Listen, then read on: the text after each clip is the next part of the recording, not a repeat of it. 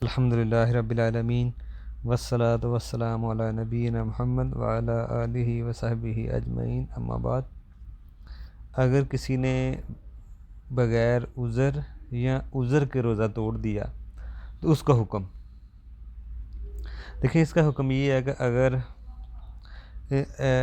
इंसान रोज़े की, ऐसे बंदे जिन्होंने रोज़ा उज़र से तोड़ा हो या बग़ैर उज़र से किसी ने भी रोज़ा तोड़ा हो, उसकी क़ज़ाई करनी होगी।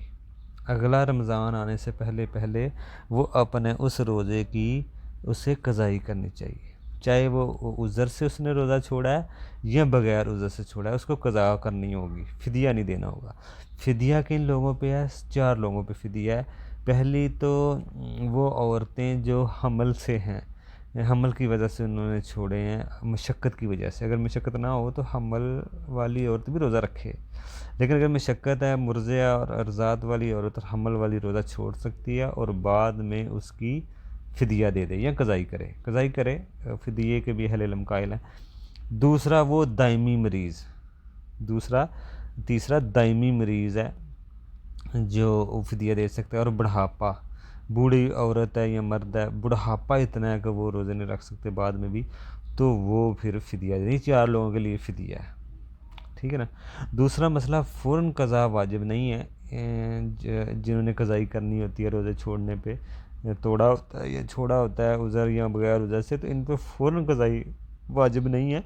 अगले रमज़ान से पहले पहले बर इनको इसकी क़ज़ा करनी चाहिए। तो ये मसला वाज़िया हो चुका। अगर किसी ने रोज़ा अपना तोड़ लिया है, फ़र्ज़ी रोज़ा, तो नफली रोज़ा अगर तोड़ लिया तो उसके लिए तो कोई क़ज़ा का मसला नहीं है। शायद कुछ राय हों, लेकिन नफली का मसला नहीं है, वो तो तोड़ा जा सकता है। चाहे उसे बंदा मालिक है उसका, उसको पूरा करे या उसे तोड़ दे।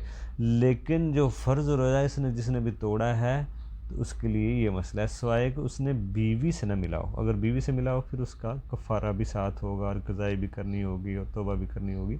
तो ये इन लोगों के लिए जो रोज़ा तोड़ रहे हैं वो क़ज़ाई करें। अस्सलाम वालेकुम।